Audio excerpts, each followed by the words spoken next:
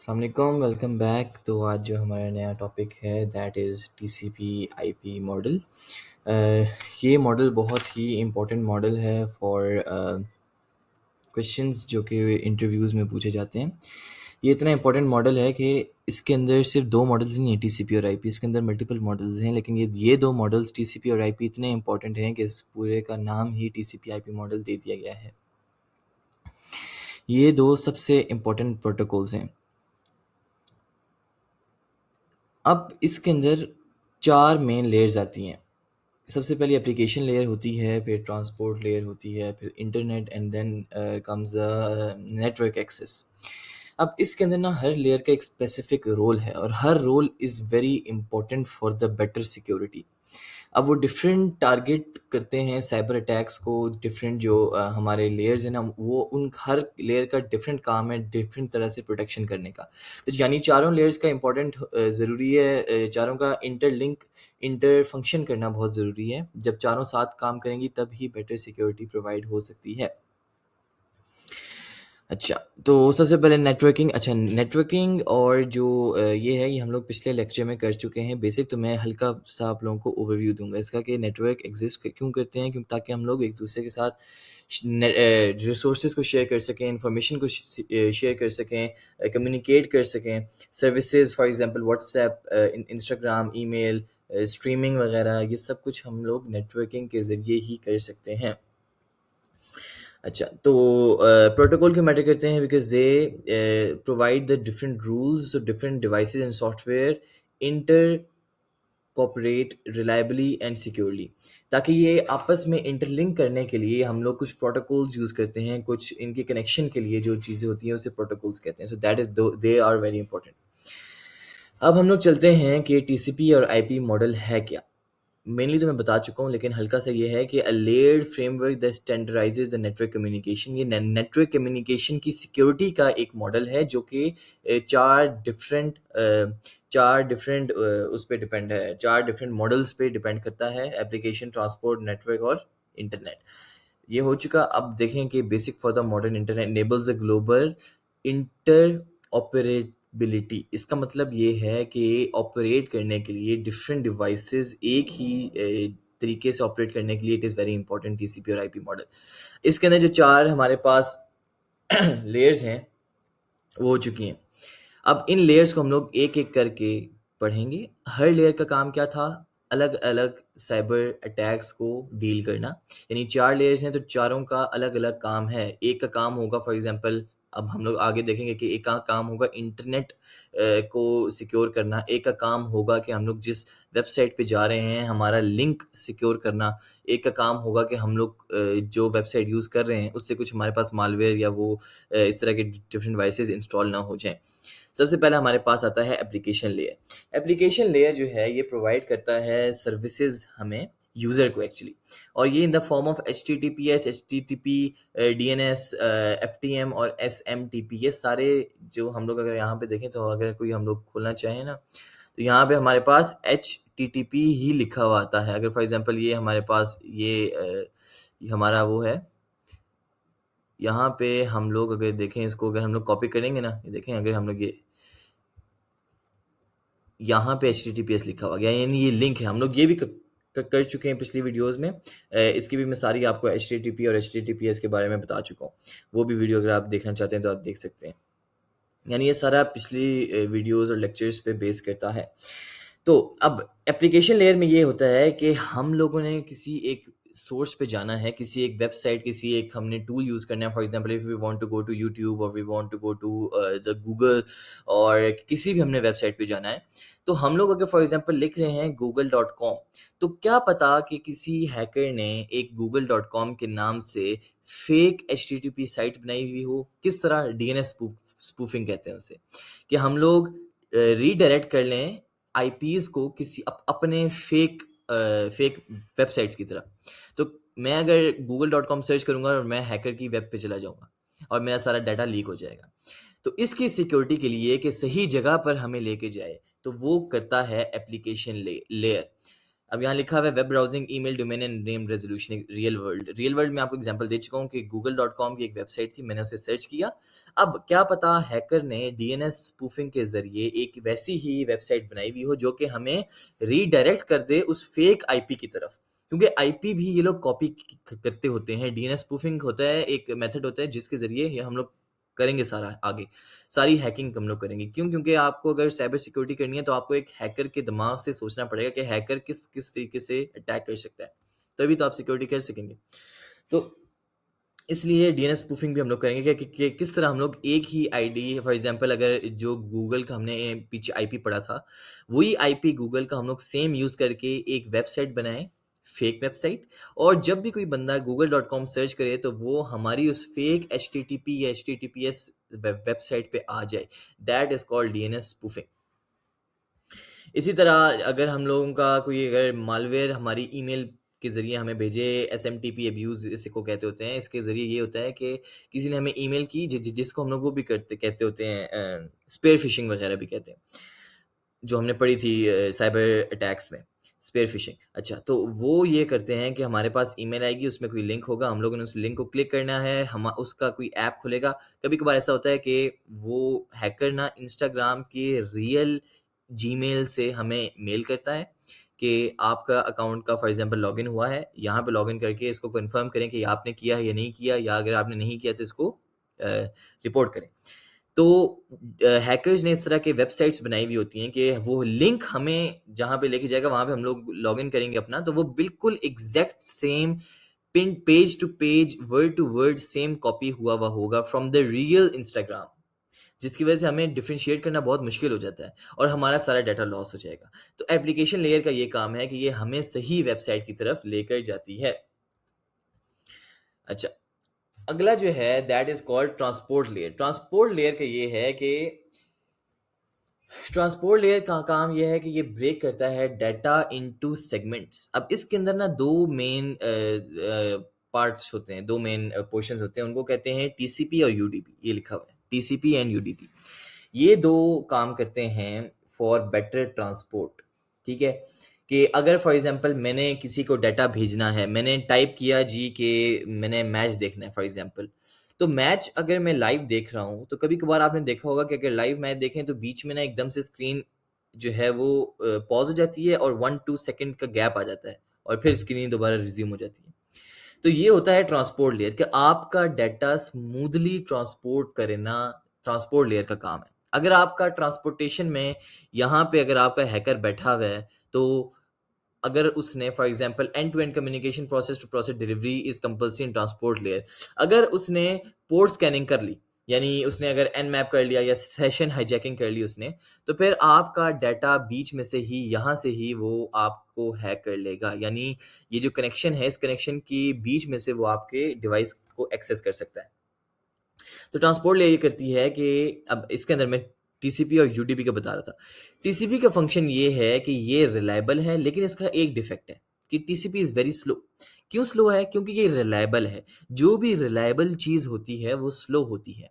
अब for example मैंने आपको भेजी है अराउंड 150 पेजेस की पीडीएफ, तो आपको वो 150 पेजेस की पीडीएफ टीसीपी मॉडल अगर आपको अगर मैंने टीसीपी मॉडल के थ्रू भेजी है तो वो आपको टाइम लगेगा।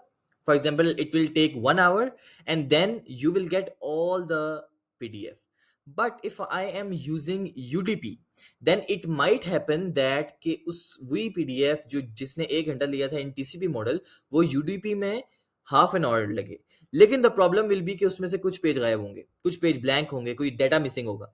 ये जो हम लोग देखते हैं ना कि मैच हो रहा हो और बीच में पॉज आ जाता है, दैट इज यूडीपी, क्योंकि वो हमें फास्ट ट्रांसमिशन कर रहा है, वो वहां से हमें तेजी से लाइव मैच दिखा रहा है। लेकिन प्रॉब्लम वहां पे ये कि वो हमें एग्जैक्ट सेम नहीं, वो बीच में कभी कभार एरर आ रहा है। क्यों आ रहा है? क्योंकि वो बहुत तेज कर रहा है, तो वो रिलायबल नहीं है इतना।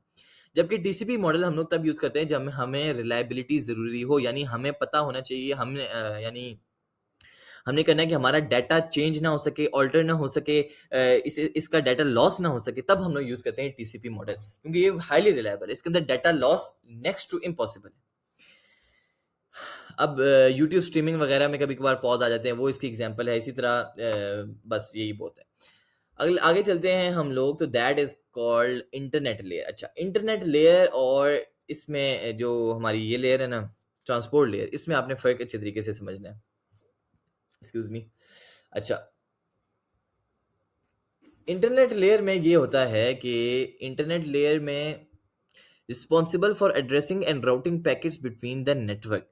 अब आईपी एड्रेसिंग, आईपी वर्जन 4, ये वर्जन 4 और वर्जन 6 के बारे में मैं बता चुका हूँ आपको, पिछली वीडियोस में मैंने बताया था। आई थिंक नेटवर्किंग की वीडियो थी जिसके अंदर मैंने आपको बताया था कि ये आईपी वर्जन 4 के बारे में और आईपी वर्जन नंबर 6 के बारे में, कि ये वर्जन हमने क्यों अपडेट किए, क्यों ज़रूरत पड़ी हमें इन वर्जन्स को अपडेट करने की, इसकी वजह क्या थी, तो ये वगैरह ये मैं आपको, मेरे ख्याल से मैंने बताया था कि बहुत ज़्यादा डाटा हो चुका था आईपी वर्जन 4 में, तो it had become very hard कि हम लोग उसमें से सारे डिवाइसेस को एक्सेस कर सकें। तो इस वजह से फिर हमने यूज़ किया था इस वर्जन नंबर 6 को लेके आए थे हम लोग। अच्छा, तो इंटरनेट लेयर में ये होता है कि जो हमारा, हमने किस एड्रेस पे भेजना, फॉर एग्जांपल मैं अगर यूज़र हूँ, मैंने जाना है google.com पे। अब मुझे इंटरनेट लेयर हेल्प करेगी उस google.com तक जाने के लिए, क्योंकि मुझे नहीं पता, मैं यूज़र हूँ, मैंने सिर्फ google.com सर्च किया। अब वो सारा जो उसका होस्ट नेम था, जो उसका आईपी था, वो सब कुछ वो सब कुछ इंटरनेट लेयर मुझे हेल्प करेगी ढूँढने में, नंबर 1। नंबर 2, सही जगह पे लेके जाने में, सही चीज़ को एक्सेस करने में, कि वो सही है या गलत है। इंटरनेट लेयर ये काम करती है। अब इसके अंदर ये होता है कि इसके अंदर आईपी और आईसीएमपी हम लोग यूज़ करते हैं। ये क्या करता है कि ये आईपीज़ को हैंडल करता है। फॉर एग्ज़ाम्पल मैंने आईपी दी, अब मुझे तो नहीं पता कि गूगल की आईपी क्या है। फॉर एग्ज़ाम्पल अगर एक न्यूट्रल सिविलियन के ज़रिए सोचूँ, सिविलियन दिमाग से, तो मुझे क्या पता, नॉर्मल बंदे को क्या पता कि गूगल की आईपी क्या है? वो तो यही सर्च करता है ना, google.com। अब इंटरनेट लेयर का ये काम है कि वो google.com की आईपी ढूँढ के, सही आईपी ढूँढ के, उस बंदे को उस google.com की सही आईपी पे जॉइन करवाए, ताकि वो हम लोग कर सकें। अब जब इसके अंदर मसला ये है कि जो हैकर है वो करना चाहता है हमारे जो हैकर है वो अटैक करता है आईपी पे। उससे क्या होता है कि वेबसाइट जो है वो डाउन हो जाती है और हमें लगता है कि हम लोग सही वेबसाइट पे नहीं हैं। अब कभी-कभार ऐसा ये होता है कि हैकर, जैसे मैंने पिछली में बताया था ये ट्रांसपोर्ट लेयर में, कि हैकर यहाँ पे हैक कर लेता है, यहाँ पे जब 2 डिवाइसेस इंटरकनेक्टेड हो रही होती हैं, जब उनका कनेक्शन बीच में होता है, उस कनेक्शन को हैकर ब्रेक करके वहाँ से हैक कर लेता है। लेकिन इंटरनेट में क्या होता है कि हैकर वही वेब को इतना डाउन कर लेता है कि इंटरनेट लेयर जो है वो कभी-कभार उसको एक्सेस नहीं कर सकती। फॉर एग्ज़ाम्पल मैंने आईपी दी, लेकिन मैंने तो आईपी दे दी, लेकिन इंटरनेट लेयर ने इतना लो हो चुका था कि उसने मुझे सही वेबसाइट पे वो लेके ही नहीं गया, वो मुझे किसी और वेबसाइट पे ले गया, और वो वेबसाइट हैकर की बनाई हुई थी। तो हैकर इस तरह इंटरनेट लेयर पे अटैक करता है। इसी तरह वो आईपी स्पूफिंग कर लेता है कि फेक आईपीज़ यूज़ कर लेता है, ठीक है? मैक स्पूफिंग भी होती है इसमें, और इसमें एक वो कहते हैं उसे, ज़हन से निकल गया, मेरा एक वर्ड था इसका, पैकेट स्निफिंग। हाँ, पैकेट स्निफिंग, और उसके अंदर उसको कहते हैं हम लोग वायर शार्क। वायर शार्क का मतलब है कि वायर में शार्क, यानी वायर्स के अंदर शार्क मतलब हैकर, यानी वायर्स में हैकर्स हैक कर लेते हैं वायर के ज़रिए। यहाँ पे वायर का मतलब बाय डेफिनेशन डिक्शनरी मीनिंग नहीं है वायर, इसका मतलब है कि जो इंटरकनेक्टेड हमारा था ना सिस्टम का जो कनेक्शन था, उसके अंदर हैकर बैठा हुआ था और हैकर ने हैक कर दिया उसे। अब लास्ट में हम लोगों के पास ये देखें चारों लेयर्स होगी। अब हम लोग करेंगे last layer, that is network access layer. ये बहुत इंपॉर्टेंट लेयर है। क्यों इंपॉर्टेंट लेयर है? क्योंकि ये हार्डवेयर और फिजिकल ट्रांसमिशन इन दोनों का मिक्सचर है। यानी जो हमारी cables, wireless, ethernet, wifi, MAC वगैरह जो है, वो अगर है इसके अंदर, वो उसके अंदर अगर कोई हैकर हैक करने की कोशिश करे, तो ये वहाँ पे हमारी सिक्योरिटी प्रोवाइड करती है। हम आपने बहुत सुना होगा कि हैकर ने राउटर के थ्रू हैक किया। तो उसका मतलब ये है कि हमारा जो राउटर्स हैं या हमारे जो सॉफ्टवेयर जो हार्डवेयर्स हैं, फॉर एग्ज़ाम्पल कीबोर्ड, कीबोर्ड खैर ब्लूटूथ वाला, लेकिन कीबोर्ड्स, हमारे राउटर्स, हमारे फॉर एग्जांपल कोई डिवाइस है हमारी, कोई भी device, any device, it can be laptop, it can be a mobile phone, उनके थ्रू नेटवर्क को एक्सेस कर लेता है और वो बेस जाती है हमारे राउटर में, और राउटर से जो भी इंटरलिंक डिवाइसेज़ हैं उस राउटर से, वो सारी उस हैकर के पास आ जाती हैं। That is called network access layer. अच्छा, अब हम लोग एक बहुत ही आसान सा टॉपिक है कि टीसीपी और यूडीपी, ये जो हमने पीछे पढ़ा अभी, कि टीसीपी और यूडीपी में फ़र्क क्या है? बता तो मैं चुका हूँ आपको, लेकिन मोटा-मोटा मैं फिर से बता देता हूँ कि टीसीपी जो है वो कनेक्शन ओरिएंटेड होती है, जबकि यूडीपी कनेक्शन लेस होती है। यानी टीसीपी में हमारे कनेक्शन होते हैं और टीसीपी हाईली रिलायबल है। यूडीपी भी रिलायबल है, लेकिन उतनी हाईली रिलायबल नहीं है जितनी टीसीपी है। इसी तरह टीसीपी जो है वो स्लो होती है। क्यों स्लो होती है? क्योंकि हाईली रिलायबल है, वो सारे डाटा को देखती है, उसके बाद भेजती है। सारे डाटा को भेजना इसके लिए फ़र्ज़ होता है। जबकि यूडीपी जो है उसके अंदर क्या होता है कि सॉरी, यूडीपी में ये होता है कि यूडीपी फास्ट होती है, लेकिन उसका प्रॉब्लम ये है कि उसके अंदर डाटा लॉस के चांसेस बहुत ज़्यादा हाई हो जाते हैं। तो बस यही है कि हम लोग टीसीपी कब यूज़ करेंगे। वी प्रेफर टीसीपी जब हम लोग एचटीटीपी और एचटीटीपीएस की वेबसाइट्स यूज़ कर रहे होते हैं, ताकि हमारे पास सारी वेबसाइट, अब देखें आप लोगों ने कभी नोट किया होगा कि कभी कभार ऐसा होता है कि आपने वेबसाइट खोली है और उसके अंदर आपका उसका एचटीएमएल कोड खुल जाए। एचटीएमएल कोड मतलब उसका हेडर वगैरह जो कोड लिखा हुआ है उस वेबसाइट का कोड, वो कोड खुल जाता है, वेबसाइट नहीं खुलती। फॉर एग्जांपल आपको ब्लू ब्लू लाइंस, जो भी वर्ड्स लिखे होंगे वो ब्लू में लिखे होंगे। जो हम लोग जो हम लोग करते हैं ना, एचटीएमएल लैंग्वेज, उसके अंदर हम लोगों के सारे कोड्स होते हैं, हेडर के, हेडर 1 2 3, इस तरह फुटर्स होते हैं हमारे पास, लिंक्स के लिए अलग होती हैं। तो उसके अंदर ये होता है कि हम लोग जब लिखते हैं ना तो वो ब्लू हो जाती हैं, तो वही शो होती हैं। क्यों? क्योंकि आपके पास वहाँ पे हम लोग टीसीपी यूज़ कर रहे होते हैं, लेकिन वहाँ पे नेटवर्किंग का प्रॉब्लम होता है, तो वहाँ पे यूडीपी हो जाता है यूज़। तो यूडीपी में आपका लोड तो हो जाता है, यानी फ़ास्ट रिलायबल तो हो जाता है, लेकिन आपका डाटा सही तरह पूरा डाटा नहीं आता। फॉर एग्ज़ाम्पल हमने पूरा कोड लिखा और एंड में जाके किया कि जी इसको शो करो, यानी एचटीएमएल कोड तो शो हो जाएगा, लेकिन जो आपका ब्यूटी कोड है, यानी जो सीएसएस का कोड होता है, वो आपका शो नहीं होगा। तो उसकी वजह से वहाँ पे हमारा डाटा लॉस हो जाता है। डाटा लॉस क्या होता है कि सही तरह हमारी पूरी वेबसाइट जो है वो लोड ही नहीं होती। तो इसलिए हम लोग टीसीपी को यूज़ करते हैं। इसी तरह बैंक ट्रांज़ैक्शन में क्या, हमने बैंक की ट्रांज़ैक्शन की है, लेकिन हमारे अकाउंट में से पैसे नहीं गए। पैसे हमारे चले गए, फॉर एग्जांपल पैसे चले गए अकाउंट से, लेकिन उस बंदे को नहीं पहुंचे। तो वहां भी हम लोग टीसीपी यूज करते हैं ताकि रिलायबल इंफॉर्मेशन हो। और रिलायबल जहां भी होगी, याद रखना है रिलायबल हमारी हमेशा टीसीपी है। अगर हमें स्पीड का प्रॉब्लम है तो वहां पे हम लोग यूज करते हैं UDP. So that's all for today, till the next class, Allah Hafiz.